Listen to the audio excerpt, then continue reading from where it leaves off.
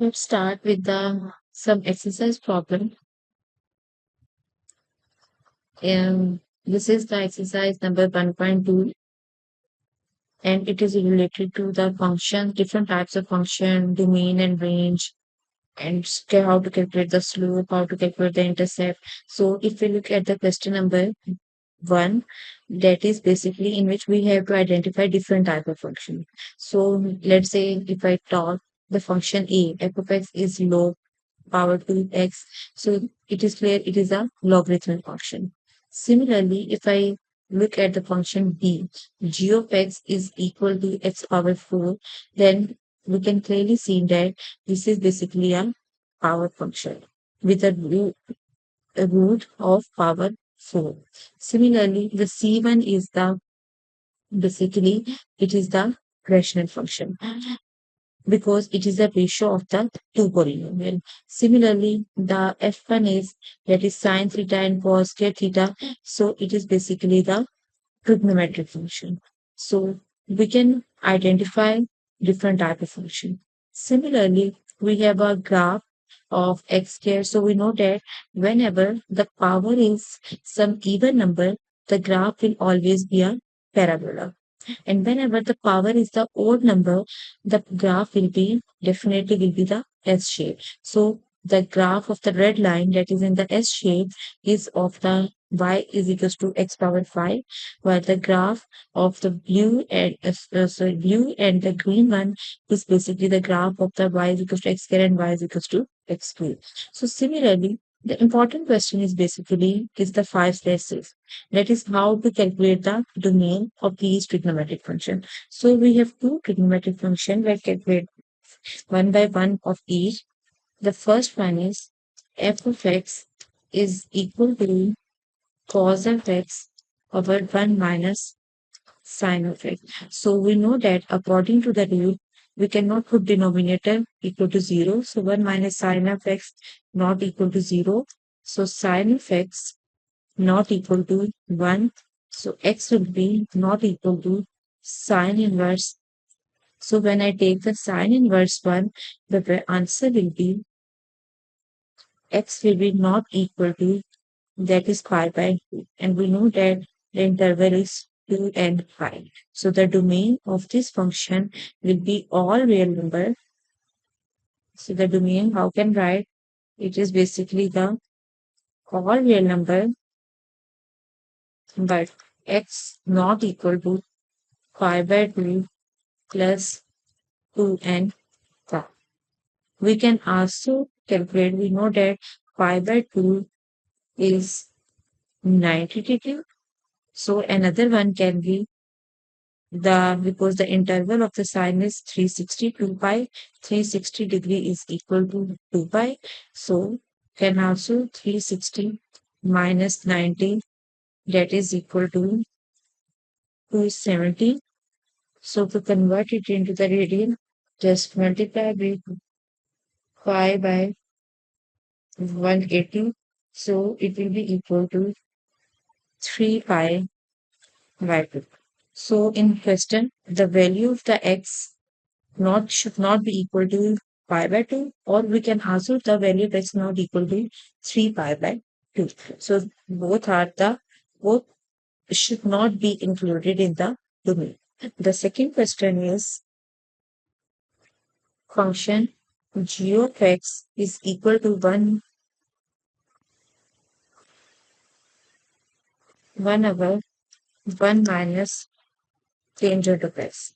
So if I write according to the rule 1 minus tangent of x not equal to 0, so tangent of x not equal to 1. So x is equals to tangent of inverse 1, and that is equals to, when we put it on the capital, that is equals to pi by 4. So interval is n pi. So the domain of this x should be all real number other than x not equal to pi by 4 plus n pi, or also when we calculate it is not equal to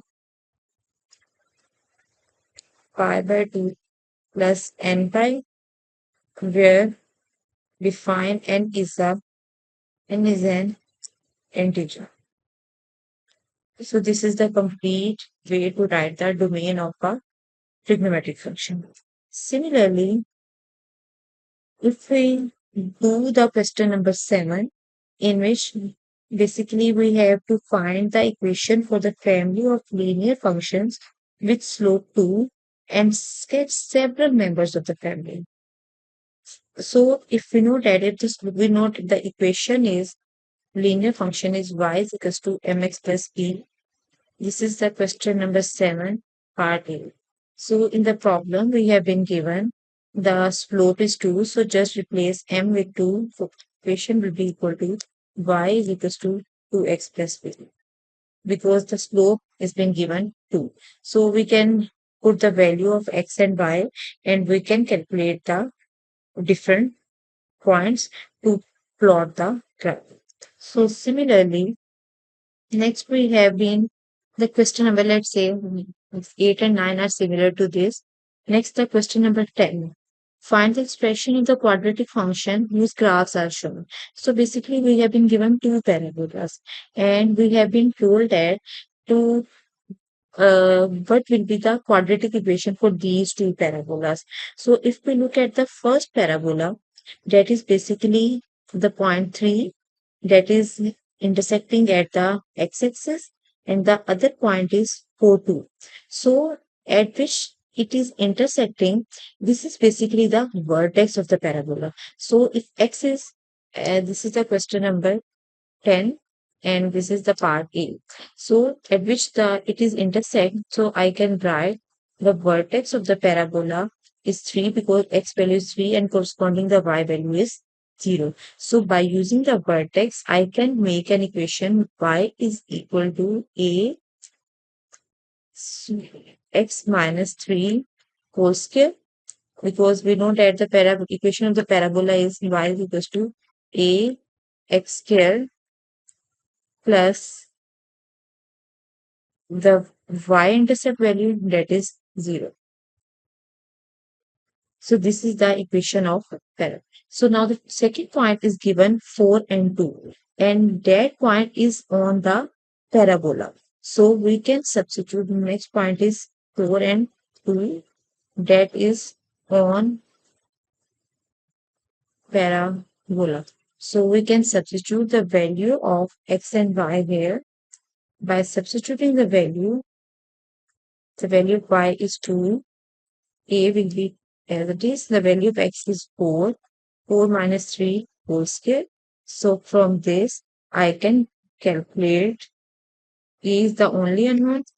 So by computing, the value of a will be equal to. So now put this value of a in this equation. So I will get y is equal to 2x minus 3 whole square. So this is the equation of this parabola. So if I look at the second example, this is the parabola. Now in this case, there is a y-intercept. So the y-intercept is 0 and 1. And the points minus 2 and 2 are on the parabola, and 1 minus 2.5 are also on the parabola. So we will get two equations by using the same formula. One equation is by using the point minus 2 and 2, and second equation by using the point 1 and minus 2.5. So now this is a question number 10, part B. Again, this is a parabola. I can write the equation for the parabola. Now this is the 2 points has been given. So for the 2 point, I can write this equation ax square plus bx plus 1, because the value of x is 0, or I can write ax minus. So first point is minus 2 and 2, and the second point is 1 and minus 2.5. So the first equation will be 2 is equal to a 2 square plus b into 2 plus 1. So minus 2. So the second one equation will be equal to minus 2.5 is equal to a into 1 square plus b into 1 plus 1. So from this, I will get a equation. The final equation will be 2 is equal to 4a minus 2b plus 1. And from this, the final equation will be equal to minus 2.5 is equal to a plus b plus 1.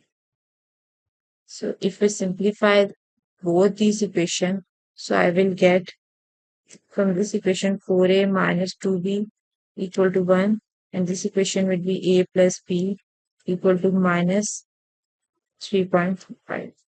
Let's say I call this is the equation number 1 and this is the equation number 2. So because we have two equations and there are two unknowns, so we can simultaneously solve these two equations by simultaneously solving. Let's say if I exclude 4a minus 2b equal to 1, and from here a will be equal to minus 3.5 minus b. Put the value of a in this equation, then I will get 4 minus 3.5 minus 3.5 minus b minus 2b equal to 1. Now the equation is completely in the form of a b. So by solving this equation, I get the value of b is equal to minus 2.5. So by putting the value of b in this equation, I will get the value of a will be equal to minus 1. So now we have both the value of a and b. Just put these values in the equation here. So the final equation of the parabola will be equal to y is equals to, or the function g of x is equals to minus x squared minus 2.5x plus 1. So this is the final equation for this parabola. So this is all about the exercise of this. Look at another example. This is the basically question number 18. This is basically the problem related to the linear function. The manager of a furniture factory finds that it costs $22,100 to manufacture 100 chairs in one day and $4,800 to produce 300 chairs in one day. So basically, it is a graph. We have to draw the graph between the chairs versus the cost. So number of cost depends on the number of chair. If we increase the quantity of the chair, the cost will automatically increase. So express the cost as a function of the number of chairs produced. And we have to assume the graph is the linear. So if I solve this question, that is the question number 18. So basically, I can write 100 chairs that cost of $2,200. The second is 300 chairs that cost of $4,800. So this is the chairs and this is cost. And we know that the cost depends on chair. So we will take chair quantity on x-axis and the cost on the y-axis. Quantity x-axis and the cost on y-axis.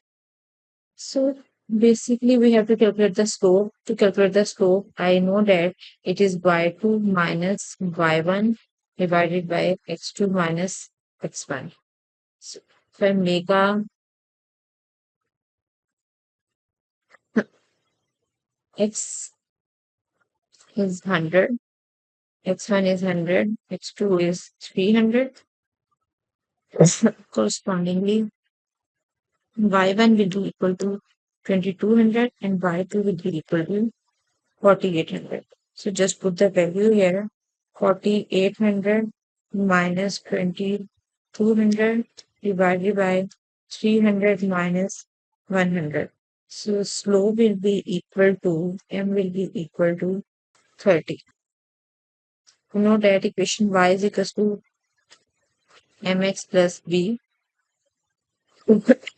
If I put point number, now I have 2 points, I can make two equation. By using the first point, the x is 100 and y is 2200.